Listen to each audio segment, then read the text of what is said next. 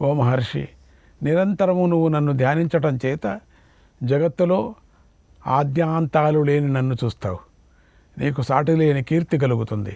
నాయన, సూర్యపుత్రుడైన శని మన్వంతరాన్ని పాలిస్తూ మహామను పదవిలో ఉన్నప్పుడు నా అనుగ్రహంతో నువ్వే ఆ మన్వంతరంలో ముఖ్యుడు అవుతావు. నారాయణ నారాయణ, ఇందులో సందేహం లేదు.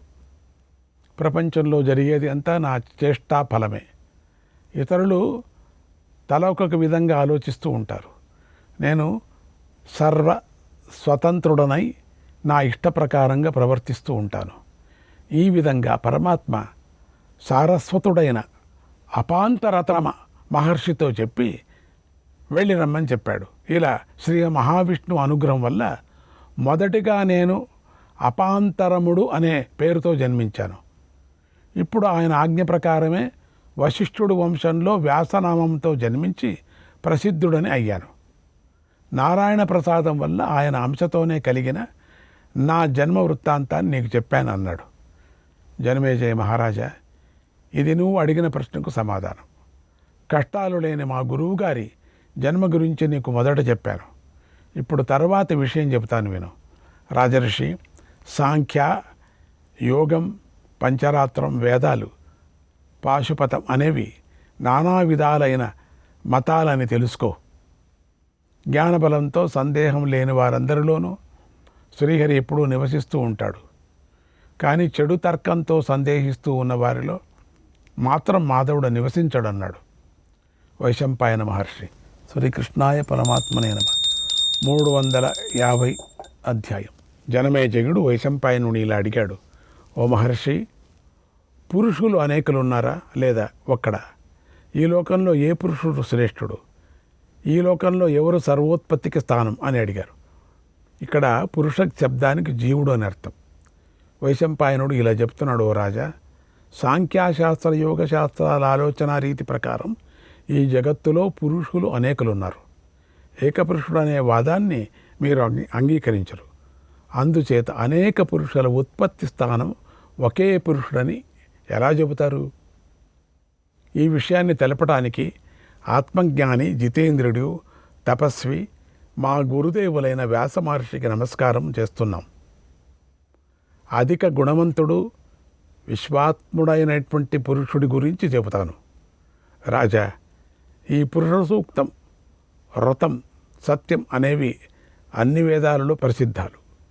ఋషిశ్రేష్ఠుడైన వ్యాసుడు దీన్ని చాలా బాగా ఆలోచించాడు.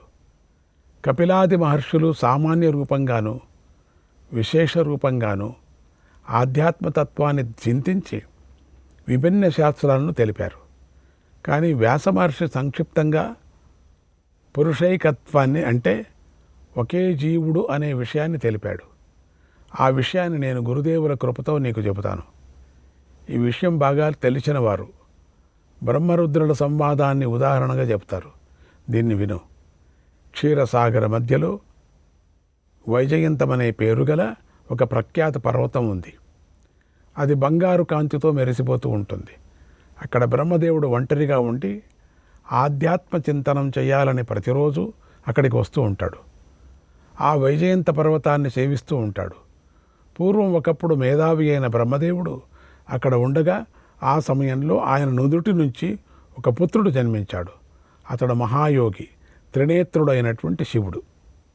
ఆ శివుడు అలవోకగా ఆకాశ మార్గంలో సంచరిస్తూ వైజయంత పర్వతం వద్దకు వచ్చాడు.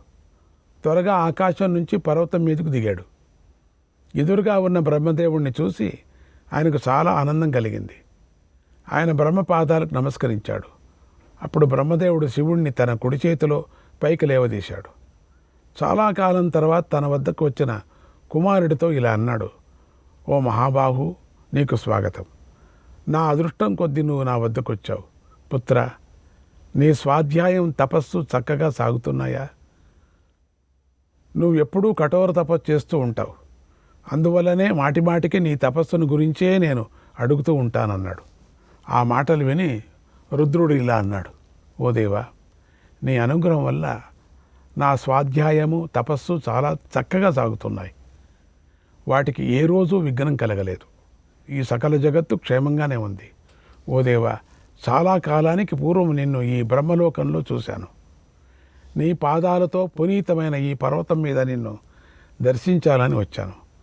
ఓ పితామహ, నువ్వు ఒంటరిగా వచ్చి ఇక్కడ ఉండటం వల్ల నాకు ఉత్కంఠం కలిగింది. దీనిని ఏదో పెద్ద కారణం ఉండి ఉంటుందని నేను అనుకుంటున్నాను. ఎప్పుడూ దేవతలు, అసురులు, ఋషులు, గంధర్వులు, అప్సరసులు నేను సేవిస్తూ ఉంటారు. ఆకలి దప్పులు లేని ఆ ఉత్తమ నివాసాన్ని విడిచి నువ్వు ఒంటరిగా ఈ శ్రేష్ఠ పర్వతం మీదకు రావటానికి కారణమేమిటి అని అడిగాడు. బ్రహ్మదేవుడు ఇలా చెప్పాడు, పుత్ర, వైజయంతం అనేటువంటి ఈ పర్వతం మీద నేను ఎక్కువ కాలం ఉంటాను. నాకు ఈ ప్రదేశం బాగా నచ్చింది. ఇక్కడ ఏకాగ్రమైన మనస్సుతో విరాట్ పురుషుణ్ణి ధ్యానిస్తూ ఉంటాను అన్నాడు. అప్పుడు రుద్రుడు ఇలా అన్నాడు, ఓ బ్రహ్మదేవ, స్వయంభువు అయినటువంటి నువ్వు ఇంతకు ముందు అనేక పురుషులను సృష్టించావు, ఇప్పుడు కూడా సృష్టిస్తున్నావు. ఆ విరాట్ కూడా ఒక పురుషుడే అయితే ఆయన విశేషం ఏమిటో చెప్పు. ఓ బ్రహ్మదేవ, నువ్వు ధ్యానించి ఆ ఏకైక పురుషోత్తముడెవరు? నా ఈ సందేహాన్ని తీర్చు, నాకెంతో కుతూహలంగా ఉంది అని అడిగాడు. బ్రహ్మదేవుడు ఇలా చెప్పాడు, ఓ పుత్ర, నువ్వు చెప్పినట్లుగా నేనే అనేక పురుషులను సృష్టించాను. అది నిజమే. అయితే నేను సృష్టించిన వారినే ఎందుకు ధ్యానిస్తాను? సమస్త పురుషులకు ఆధారమైన ఒక పురుషుని గురించి చెప్తాను. అనేక పురుషులకు కారణమైన ఆ ఏకపురుషుడి గురించి చెప్తాను.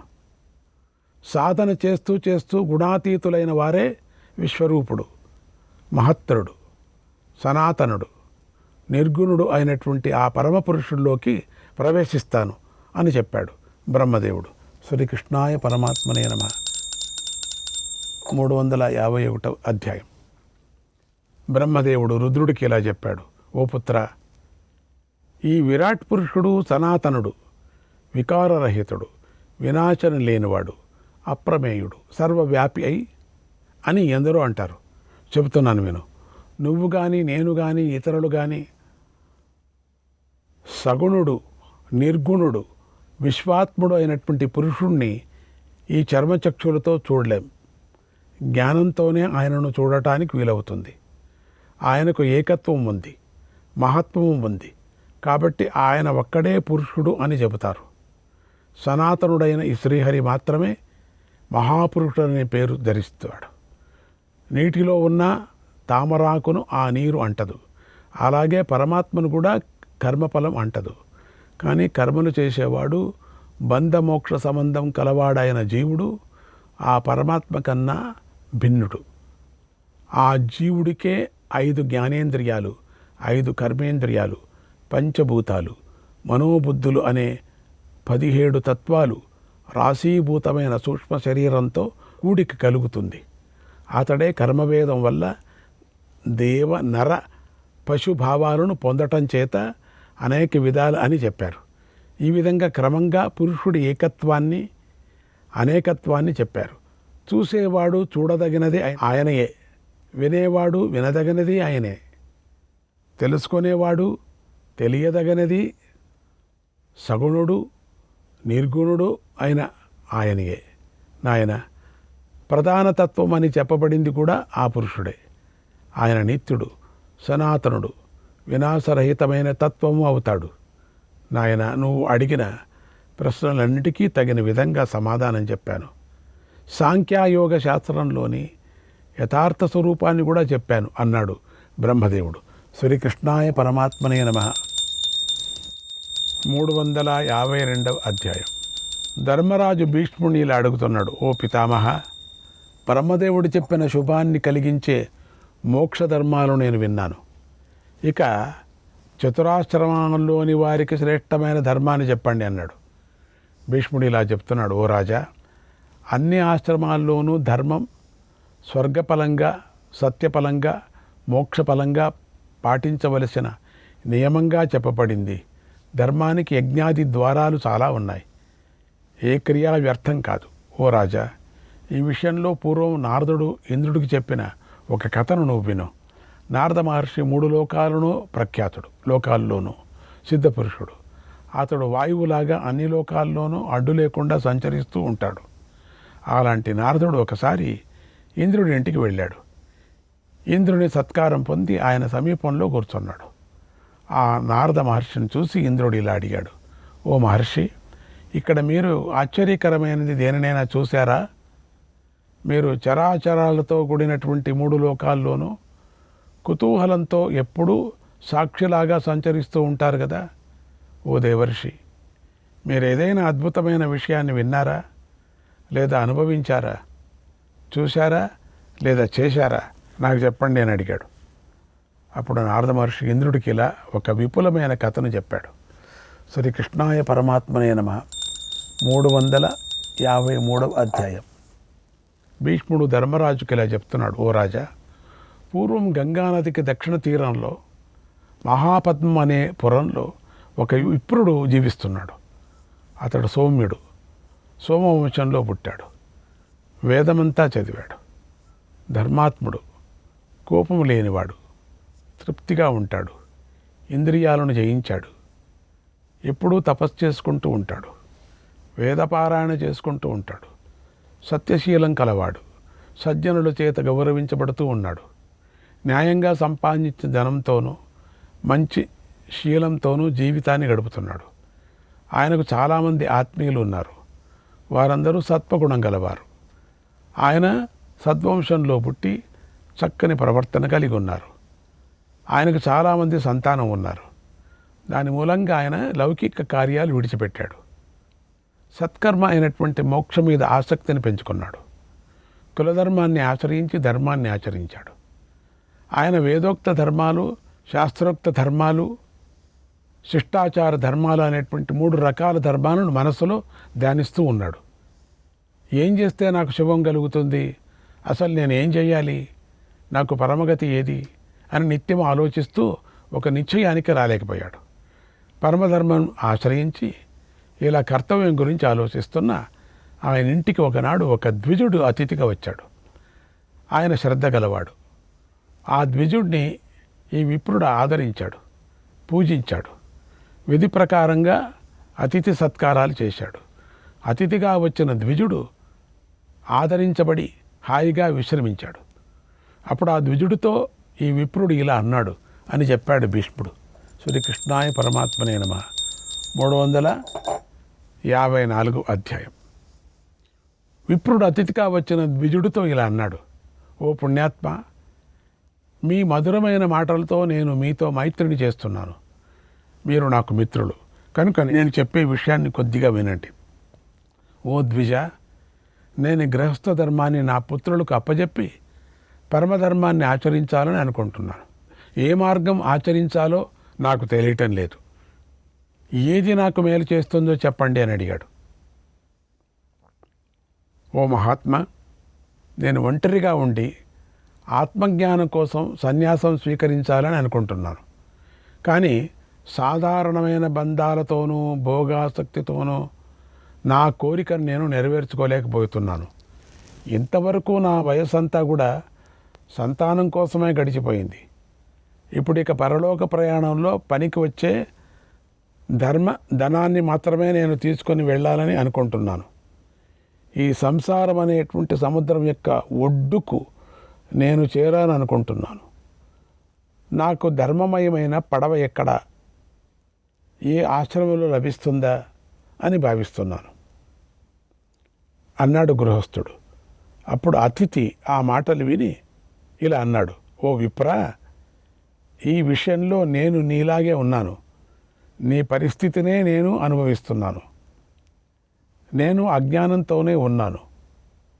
నాకు ఈ కోరిక ఉంది. చాలా మార్గాలు ఉన్నా స్వర్గం గురించి నేను ఒక మంచి నిశ్చయానికి రాలేకపోతున్నాను.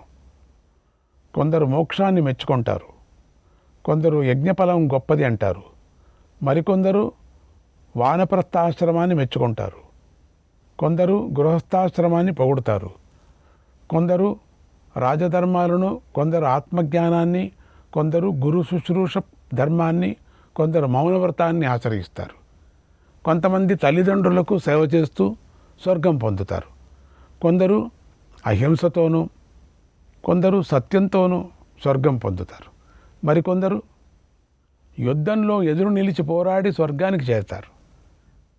కొందరు బుద్ధివంతులు తృప్తిగల మనస్సుతో ఇంద్రియాలను జయించి వేదాన్ని అధ్యయనం చేస్తూ స్వర్గాన్ని పొందారు. రుజువర్తన గలవారు నిజాయితీ గలవారు మోసగాళ్ల చేత చంపబడి శుద్ధాత్మనే స్వర్గాన్ని పొందుతారు కూడా. ఇలా లోకంలో అనేక విధాల ధర్మద్వారాలు తెరిచి ఉన్నాయి. గాలి చేత మేఘాలు కలత చెందినట్లుగా నా బుద్ధి కలవరపాటుకు గురి అయింది అన్నాడు అతిథిగా వచ్చిన ద్విజుడు. శ్రీకృష్ణాయ పరమాత్మనే నమః. 355వ అధ్యాయం. అతిథి గృహస్థునికి ఇలా చెప్పాడు, అయ్యా, మా గురువు గారు నాకు చెప్పినది క్రమం తప్పకుండా నీకు చెబుతున్నాను. దాని అర్థాన్ని వినండి. పూర్వకల్పంలో ప్రజాపతి ధర్మాన్ని ప్రవర్తింపజేశాడు. అప్పుడు గోమతీ నదీ తీరంలో నైమిషారణ్యంలో నాగపురం అనే ప్రదేశం ఉంది. అక్కడ దేవతలంతా యజ్ఞం చేశారు. అందులో మాంధాత చక్రవర్తి ఇంద్రుణ్ణి కూడా మించిపోయాడు. అక్కడ ధర్మాత్ముడైన నాగరాజు ఉన్నాడు. అతడి పేరు పద్మనాభుడు. అతడు పద్ముడు అనే పేరుతో ప్రసిద్ధికెక్కాడు. ఆ పద్ముడు త్రికరణ శుద్ధిగా కర్మ ఉపాసన జ్ఞాన మార్గాలు అనుసరిస్తూ ప్రాణులన్నిటినీ ప్రసన్నభావంతో చూస్తూ ఉన్నాడు. చెడు మార్గంలో నడిచేవారిని ఆ నాగరాజు సామభేద దాన దండోపాయాలతో శిక్షిస్తున్నాడు. సన్మార్గంలో నడిచేవారిని రక్షిస్తున్నాడు. నేత్రము మొదలైన ఇంద్రియాలను మంచి ఆలోచన చేయటం ద్వారా రక్షించుకుంటున్నాడు. ఆ నాగరాజు దగ్గరికి వెళ్ళి యథావిధిగా నీకు కావలసిన దాన్ని అడుగు. అతడు నీకు పరమధర్మాన్ని చూపిస్తాడు. ఎప్పుడూ మిథ్యాధర్మాన్ని చూపించడు. నిన్ను మోసం చేయడు. ఆ నాగరాజు అందరికీ ఆతిథ్యం ఇస్తాడు. అతడు బుద్ధిమంతుడు. అతడికి సర్వశాస్త్రాలు తెలుసు. అందరూ కోరదగిన మంచి గుణాలు గలవాడు. అతడి స్వభావం నీరు వంటిది. అతడెప్పుడూ వేదాన్ని చదువుకుంటూ ఉంటాడు. తపస్సు దమాలతో ఉత్తమ ప్రవర్తన కలిగి ఉంటాడు. అతడు యజ్ఞాలు దానాలు చేస్తూ ఉంటాడు. క్షమతో కూడిన ఉత్తమ ప్రవర్తన కలిగి ఉంటాడు. సత్యం మాట్లాడుతూ ఉంటాడు. అతడికి అసూయ లేదు. అతడు శీలవంతుడు, జితేంద్రియుడు అన్నాడు అతిథిగా వచ్చిన విప్రుడు. శ్రీకృష్ణాయ పరమాత్మనే నమః. 356వ అధ్యాయం. గృహస్థులు ఇలా అన్నాడు, ఓ అతిథిదేవా, ఇప్పటిదాకా నాకు చాలా భారం ఉంది. ఆ భారం తీసివేసే ఓదార్పు మాటలను నేను ఇప్పుడు విన్నాను. ఈ ఉపదేశము జ్ఞానంతో నిండిన మాటలు నాకు వింటే నాకు చూపు లభించినట్లయింది. మీరు నాతో చెప్పినట్లే చేస్తాను. మీతో ఎట చెప్పారు అట్లా. మీరు ఈ రాత్రి నాతోనే ఉండండి, విశ్రాంతిని పొందండి, హాయిగా సుఖంగా నిద్రించి ఉదయమే వెళ్ళండి. ఇప్పుడు సూర్యుడు కాంతి తరిగి అస్తమిస్తున్నాడు అన్నాడు. తర్వాత ద్విజుడు గృహస్థు ఆతిథ్యాన్ని పొందాడు. ఆ రాత్రి అక్కడే విప్రుడితో గడిపాడు. అప్పుడు మోక్ష ధర్మాల గురించి చర్చించుకున్నారు. అలా రాత్రి గడిచిపోయింది. తెల్లవారింది. తన కార్యం సిద్ధించాలని గృహస్థు అతిథిని పూజించాడు, సత్కరించాడు. వెంటనే అతిథిగా వచ్చినటువంటి ద్విజుడు వెళ్ళిపోయాడు. అప్పుడు ఆ విప్రుడు తాను ఏం చేయాలా నిశ్చయించుకున్నాడు. తన వారి వద్ద అనుమతి తీసుకున్నాడు. అతిథి చెప్పినట్లుగా నాగరాజు వద్దకు బయలుదేరాడు. ఆయన తన సత్కార్యం సిద్ధించాలని దృఢంగా నిశ్చయం చేసుకున్నాడు. శ్రీకృష్ణాయ పరమాత్మనే నమః. 357వ అధ్యాయం. ఆ విప్రుడు ఎన్నో విచిత్ర వనాలను, తీర్థాలను, సరస్సులను దాటి ఒక మహర్షిని చూశాడు. అతిథి ద్వారా తాను విన్న నాగరాజు గురించి ఆ మహర్షిని అడిగాడు మహర్షిని. అప్పుడు మహర్షి చెప్పిన దాన్ని విని నాగరాజు గృహానికి వెళ్ళి ఇలా అన్నాడు, అయ్యా, లోపల ఎవరైనా ఉన్నారా? నేను అతిథిగా వచ్చానన్నాడు. ఆ మాటలు విని అప్పుడు నాగరాజు భార్య విప్రుడికి కనిపించింది. ఆమె ధర్మాన్ని ఆచరిస్తూ ఉంటుంది. ఆమె విప్రుడిని చూసి చాలా సంతోషించి అతిథి వచ్చాడని భావించి విప్రుడికి యథావిధిగా పూజ చేసి స్వాగతం పలికింది. తర్వాత విప్రుడితో, అయ్యా, నేనేం చేయాలో చెప్పండి అని కోరింది. విప్రుడు ఇలా అన్నాడు, తల్లి, మీ పూజలను అందుకున్నాను. మీ మంచి మాటలతో విశ్రాంతిని పొందాను. నేను ఇప్పుడు నాగరాజును చూడాలనుకుంటున్నాను. అమ్మా, ఆయనను చూడటమే నాకు ముఖ్య కార్యం. శ్రీకృష్ణాయ పరమాత్మనే నమః.